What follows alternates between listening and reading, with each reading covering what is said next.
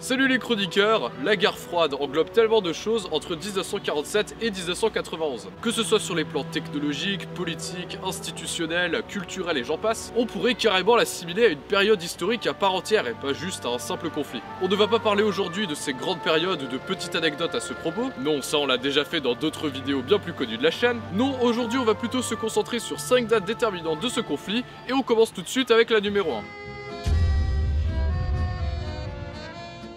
Octobre 1950, nous sommes en pleine guerre de Corée depuis plus de 4 mois. Vous connaissez sûrement le contexte. La Corée, ancienne colonie du Japon durant la Seconde Guerre mondiale, a été libérée par les Russes en 1945. Le pays est ensuite occupé dans sa moitié nord par ces mêmes communistes, tandis que les États-Unis vont prendre eux possession de la partie sud. Des élections vont amener au pouvoir un certain Syngman Rhee, un mec pas très Charlie, puisqu'il va exercer son pouvoir de manière très autoritaire jusqu'en 1960, donc avant et après la guerre de Corée. Et ça jusqu'à sa 3e réélection, emportée après quelques irrégularités.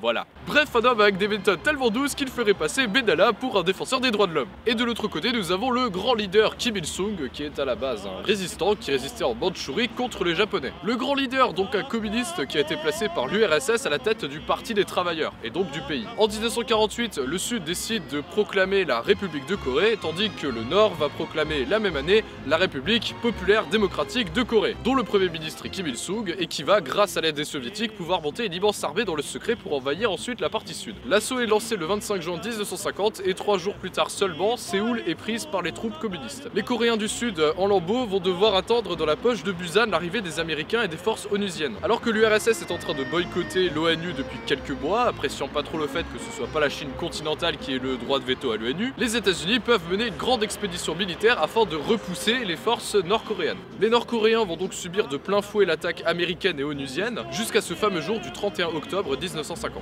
En effet, c'est à cette date que l'on peut considérer que la Chine, en même temps qu'elle rentre dans la guerre de Corée, va rentrer dans la guerre froide. Déployant plus de 850 000 volontaires, les forces chinoises vont pouvoir repousser les troupes américaines et onusiennes jusqu'à la frontière actuelle. Vous vous en doutez, c'était pas vraiment des volontaires, mais une force envoyée par les Chinois de manière un peu informelle, afin de ne pas trop fâcher les Américains. La guerre va ensuite se prolonger entre les forces communistes qui vont reprendre Séoul, la reperdre, la reprendre, etc. Ensuite donc une guerre de position qui va durer jusqu'à l'armistice en 1953. Bref, à partir de cette date, la Chine va s'imposer comme un acteur majeur de la guerre froide.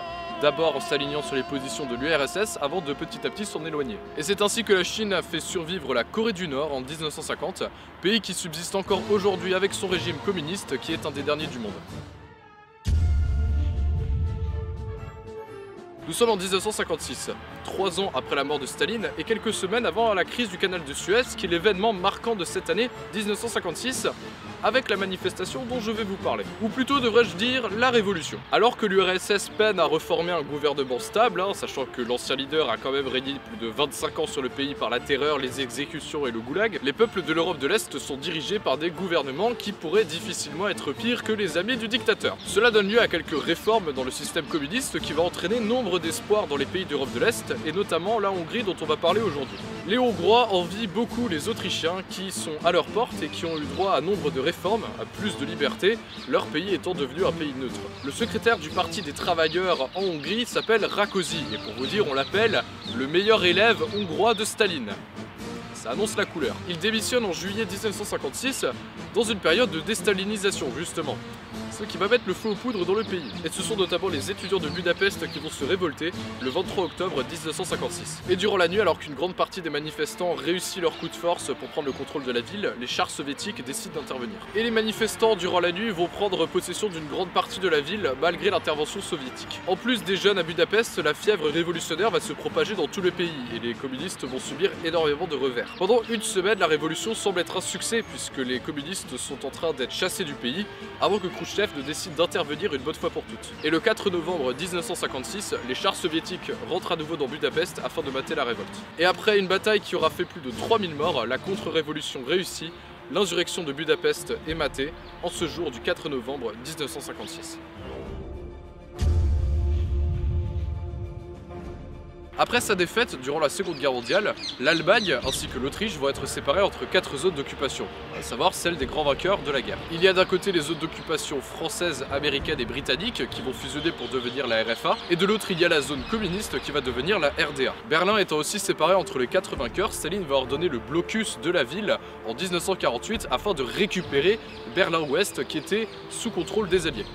Et ça va pas marcher. Pour faire simple, les voies terrestres et maritimes sont coupées avec la ville, ce qui force les Occidentaux à faire un pont aérien avec Berlin-Ouest, qui va réussir à résister au blocus, forçant Staline à le lever. Il reste un problème important, celui des migrations, les Allemands de l'Est allant massivement en Allemagne de l'Ouest. Imaginez être dans un pays où la capitale est divisée en 2 modèles idéologiques complètement différents et où l'on peut clairement voir lequel se porte mieux que l'autre. Berlin est une porte d'entrée pour les Allemands de l'Est vers le monde capitaliste et ils ne vont pas se gêner de la prendre. Et du coup, la RDA, qui est au bord du précipice entre les crises économiques, sociales, politiques, avec sa jeunesse qualifiée qui s'en va à l'Ouest, va devoir prendre des mesures drastiques. Et c'est dans la nuit du 12 au 13 août 1961 que le mur va commencer à être construit, le fameux mur de Berlin. Un édifice colossal qui entoure la ville et qui va aussi séparer l'Allemagne en deux. C'est près de 1400 km de frontières qui vont être barrées par un rideau de fer en Allemagne, et rien que dans ce pays. Imaginez pour le reste de l'Europe. Ce mur, qui va être appelé mur de la liberté par les uns, mur de la honte pour les autres,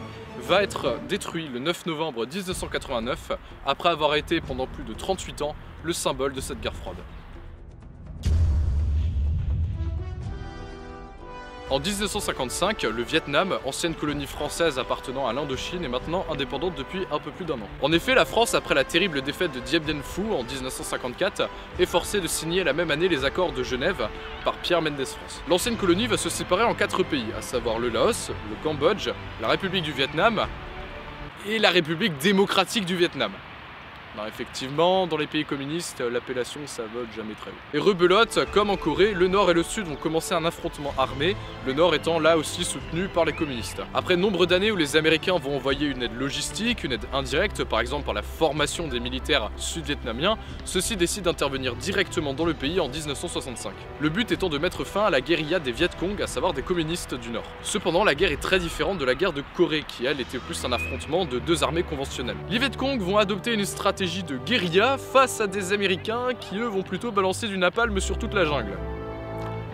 Moi, ça a le précis d'être clair. Les Américains vont aussi venir en masse dans le pays, ce qui sert pas à grand chose dans un conflit aussi asymétrique. Ce conflit va prendre une grande ampleur, notamment dans la politique intérieure des États-Unis, car celui-ci est perçu comme très impopulaire. Énormément de massacres de Vietnamiens, beaucoup d'Américains qui meurent sur place, forcément ça fait pas belle image. Ayant des problèmes économiques avec le premier choc pétrolier de 73, des problèmes politiques avec le scandale du Watergate en 74, les États-Unis vont petit à petit se désengager du conflit. Ce qui évidemment va permettre aux Viet Cong de reprendre l'avantage et de pouvoir lancer d'énormes offensives vers le sud. Et le 30 avril 1975, Saigon, la capitale du Sud-Vietnam, est assiégée. C'est le dernier rempart face aux forces communistes. Rempart qui cède au bout de quelques heures, entraînant nombre d'évacuations vers l'ambassade américaine. Ce jour marque la fin de la guerre du Vietnam, alors que les hélicoptères américains, à l'image de cette défaite humiliante, rentrent face aux yeux du monde dans leur pays. Les Américains en partant laissent derrière eux un cimetière de 3,5 millions de morts, dont 2,2 millions de civils, soit autant que le conflit coréen 22 ans plus tôt.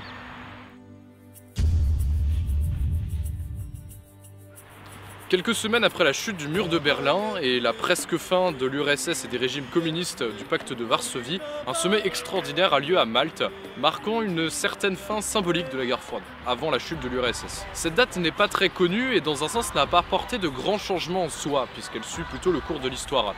Cependant, je la trouvais intéressante pour finir. En effet, durant ce sommet, beaucoup de choses se sont dites qui vont amorcer la fin de la guerre froide petit à petit. Les 2 dirigeants des 2 superpuissances, à savoir George Bush pour les États-Unis et Mikhail Gorbatchev pour l'URSS, vont cette fois-ci faire plus que négocier, mais démarrer une véritable collaboration entre les 2 pays qui était inédite jusque-là. Les États-Unis, dans cette collaboration, sont clairement en position de force, ainsi que le capitalisme, sachant que ce régime a survécu, tandis que l'URSS est en train de s'effondrer en pleine période de perestroïka. La perestroïka qui est une libéralisation progressive des libertés individuelle, de l'économie entre autres. Les régimes communistes sont à bout de souffle et vont s'effondrer beaucoup plus rapidement que l'on pensait. Et ce par des réformes ou des révolutions qui le plus souvent sont plutôt pacifiques. Et ce sommet peut marquer la volonté de l'URSS de rester impliqué dans ce monde post-communiste qui se profile à l'horizon, celui qui arrive après la guerre froide et qui commence peut-être symboliquement par cette fameuse poignée de main. Et Et c'est sur cette date un peu plus soft que s'achève notre épisode sur la guerre froide. On espère vraiment que vous l'avez apprécié. Il y a évidemment plein de dates dont on n'a pas abordé concernant l'Amérique latine, l'Iran, les guerres au Moyen-Orient et on en passe. Sinon on a déjà fait un épisode sur la crise du canal de Suez qui est juste en dessous dans la description et un autre épisode sur la crise de Cuba est en préparation. Car vu l'importance de l'événement et à quel point on a frôlé l'apocalypse nucléaire, on était obligé d'en parler dans un épisode d'LCH. C'était obligé. Le prochain épisode arrive bientôt. En attendant, pour ne pas le rater, tu peux t'abonner à la chaîne, tu peux laisser un pouce bleu, tu peux partager la vidéo si elle t'a plu. Et nous, on se dit à tout de suite sur LCH. L'histoire par passion, YouTube pour métier. À bientôt pour de prochaines chroniques historiques. Et sinon, on a déjà fait un épisode sur la crise du canal de Suez qui est juste en dessous. Putain, je vais les descendre ces câbles. Évidemment, envoyer toute son armée qui peut pas faire grand chose face à des Vietnamiens qui se planquent dans la forêt. C'était trop raciste, j'ai quand même l'arme.